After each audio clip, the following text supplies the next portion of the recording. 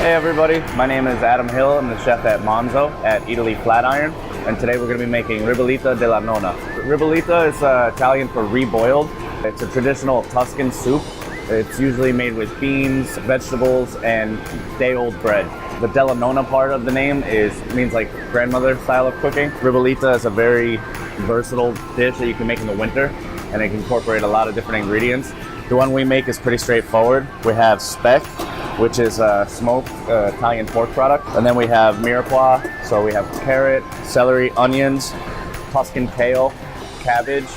We have our toasted rustic bread and cannellini beans. All right, so to get started, we're gonna start by cooking our speck in a pot with some olive oil. It's gonna crisp it up a little bit, but it's also gonna get some of the fat to come out of the speck, and that's gonna give the soup a nice smoky background flavor. So next we're gonna add some onions. Next we're gonna add some celery and some shredded carrots. This is about 2 to 3 onions, 2 to 3 carrots, and 1 whole thick bulb of celery. So right now, the vegetables are still kind of raw, and we wanna cook it down until the vegetables release some liquid and they're not so crunchy. This base cooks for about 20 minutes. The other ingredients, maybe about another half an hour. So start to finish, it takes about an hour to cook. And while these are cooking, we're gonna add to it some herbs that we have in cheesecloth. This is just thyme, rosemary, and bay leaf. All right, so now we're gonna add Tuscan kale and some cabbage.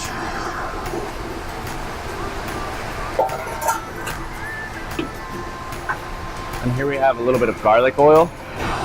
This is just garlic that we cook in olive oil, and it really gives it a nice garlic flavor. So right now you see all that steam coming out of the pot. That's all the water that's cooking out of the vegetables. And this is really, like I said, this is where you develop the nice base of all the flavor in the soup. This will probably cook together for about 15 minutes, and the vegetables will cook down quite a bit. They won't look raw. The onions start to get translucent. I love that smell. The smell coming out of this is amazing. I'm just trying to make sure it doesn't stick to the bottom. Like I said, it's a one-pot meal, so you try to cook it low and slow, but you definitely don't want to burn anything. So now it's been cooking for about 20 minutes. We're going to add the remaining ingredients. We have bean puree. This is cannellini beans that's pureed with a little bit of water or chicken stock. We have cooked cannellini beans. And we have some toasted bread, which is cooked in garlic oil. So again, to do that, it's just garlic that we cook low and slow with olive oil. And once it starts to turn like a golden brown, you separate the oil from the garlic, and we use that to flavor the bread. Last but not least, we're gonna add some chicken stock. So the bean puree, it thickens it up quite a bit, so this way the soup isn't too watery. You still want to have whole beans in there for texture. Now we're just gonna add a little bit of salt, and here we have some Tuscan olive oil. All right, so now we're gonna let this cook for maybe about 15 minutes. You just wanna check for flavoring.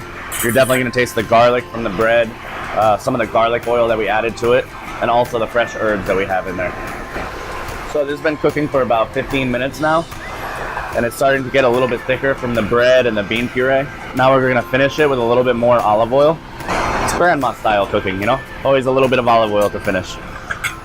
So after cooking for about 45 minutes, start to finish, the soup is nice and thick, it's flavorful. Remember, it's a bean soup, but it's also just as much about the bread. So without the bread, it's gonna fall flat. So this is ribollita della nonna, prepared for you at Monzo at Italy Flatiron.